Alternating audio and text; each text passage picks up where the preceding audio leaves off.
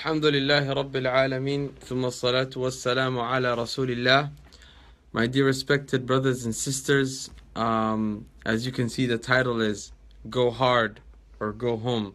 It is the blessed months of the blessed days left of this blessed month, Al-Ashr al-Akhir. It is the last 10 nights of Ramadan, the last 10 days of Ramadan. So the question is, what are you going to do? The Prophet ﷺ in these nights, he used to work so hard. ما لا يجتهد في غيرها. The Prophet ﷺ كان النبي صلى الله عليه وسلم يجتهد في عشر الأواخر من رمضان ما لا يجتهد في غيرها. The Prophet ﷺ in these nights of Ramadan, he used to work so hard, like he has never worked that before. For example, in these, you had the whole 30 days of Ramadan. Out of the 30 days, the last 10 days, he would exert himself to all he can. The Prophet ﷺ, it is mentioned that Aisha radiallahu ta'ala anha, she says, أن النبي صلى الله عليه وسلم كان إذا دخل العشر. If the last 10, the last 10 nights, in the last 10 days of Ramadan entered, أحيا ليلة, he used to make the night alive. وأيقظ أهله, and he used to wake his entire family up. وشد مئزره, and the Prophet ﷺ used to fasten his belt or his lower part, which means that that in these 10 nights he used to stay awake the entire night. He didn't used to go to sleep after Isha or after Taraweeh. He would stay awake in ibadah, in worshipping Allah subhanahu wa ta'ala. وَأَيْقَظَ أَهْلَهُ, and he used to wake his family up, his wives. He used to wake them up and engage them in the worship of Allah subhanahu wa ta'ala.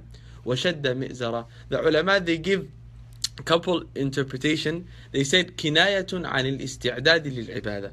It is a interpretation, or it's referring to how ready he was to worship Allah subhanahu wa ta'ala. Some, they say that it is kinaya an i'tizal an-nisa'i wa tark al-jama'.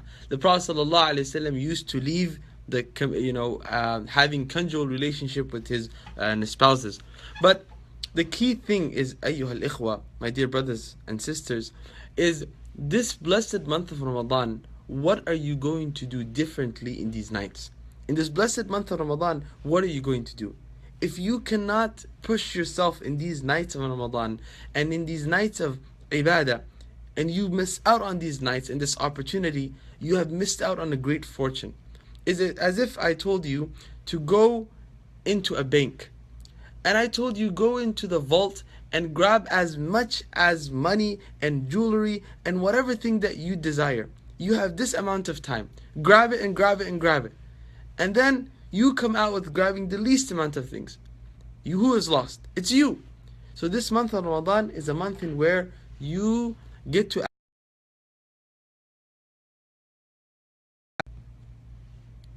It is a month in where you actually, get from the treasures of Allah subhanahu wa ta'ala. The Prophet sallallahu alaihi wasallam in this month of Ramadan, he used to do certain actions that were unique. One of the actions that he used to constantly do is that the Prophet ﷺ كان يعتكف فيها. He used to make i'tikaf in the masjid. ويتحرى ليلة القدر خلالها. And he used to anticipate the night of power, the night of Qadr. So one of the things we're going to discuss today is, what are the things that we should do in the last 10 nights? What is must upon a Muslim to do? The second thing we're going to talk about is how to benefit from it. And the third thing we're going to talk about is a little bit about Laylatul Qadr. What are some of the khasa'is of Laylatul Qadr? First thing is, من فضائل هذه العشر and خصائصها, one of the merits is that Allah subhanahu wa ta'ala says in the Quran, حَامِيمْ وَالْكِتَابِ الْمُبِينَ إِنَّا أَنزَلْنَاهُ فِي لَيْلَةٍ مُبَارَكَةٍ إِنَّا كُنَّا مُنذِرِينَ.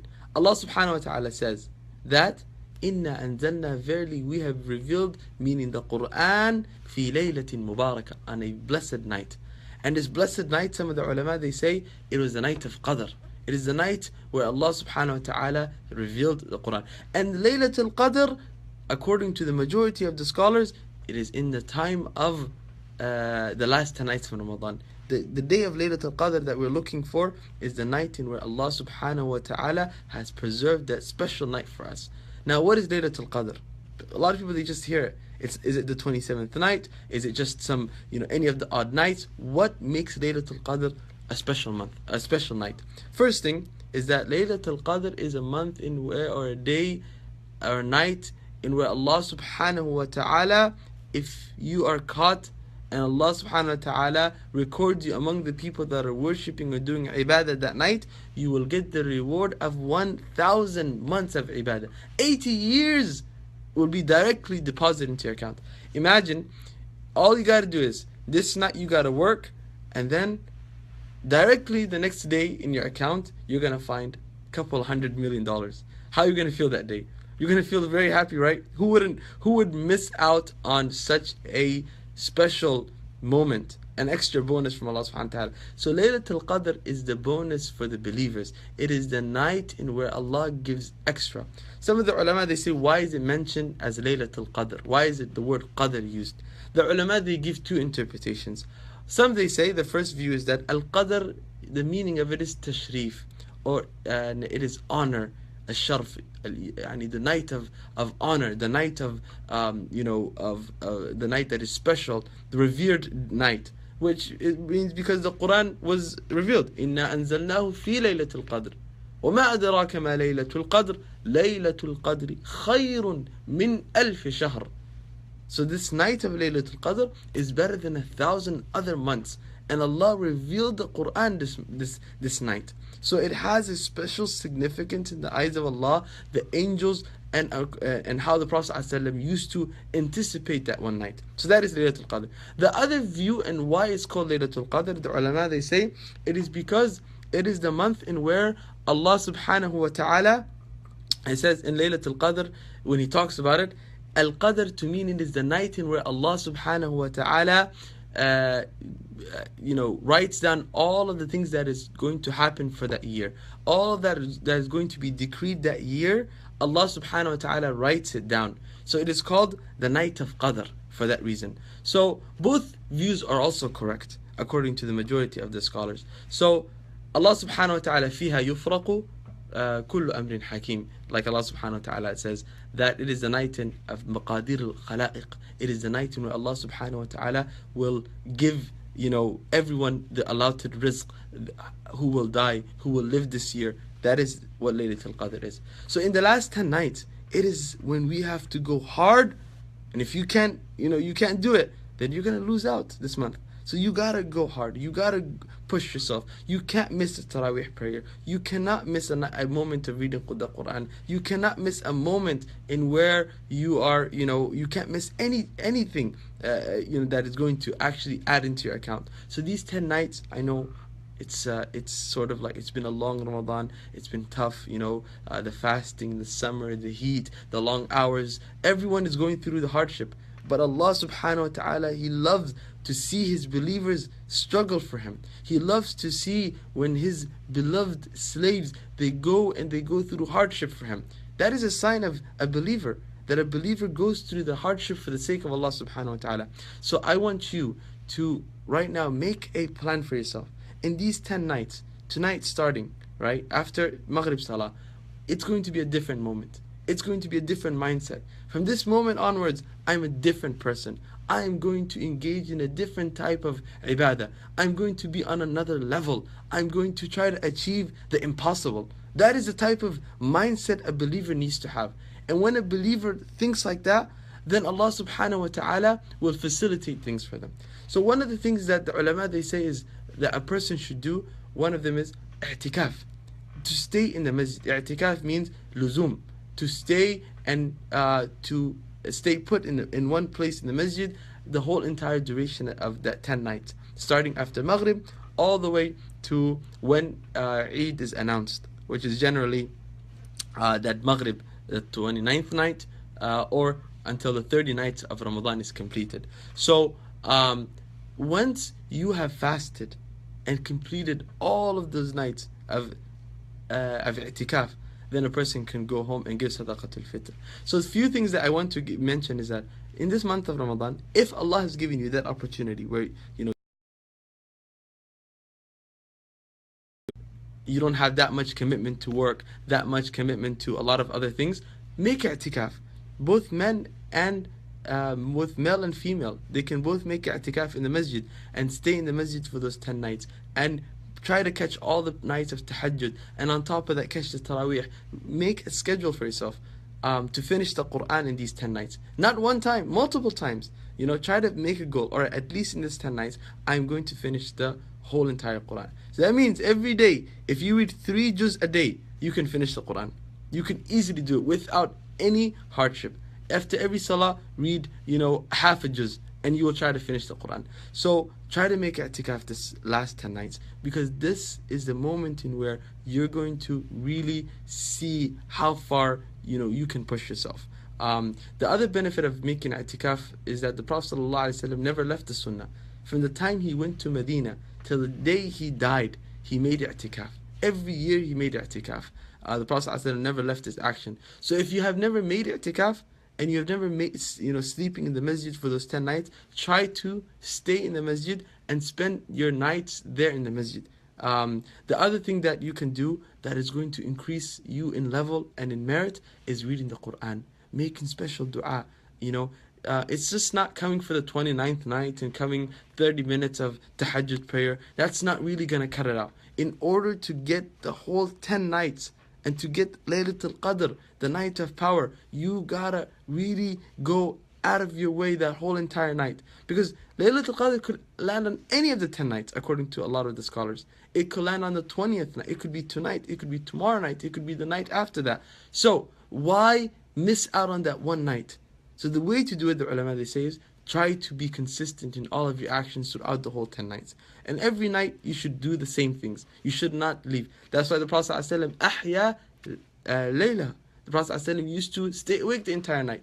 Perhaps, maybe one of those nights will be Laylatul Qadr. So don't miss out on this opportunity. Wallahi, my dear brother and sister, this is a moment in where Allah subhanahu wa ta'ala will elevate you, and a moment that Allah subhanahu wa ta'ala will give you a higher status with Him. So do not miss this out. Do not lose this opportunity. The last thing I want to talk about is the end of Ramadan.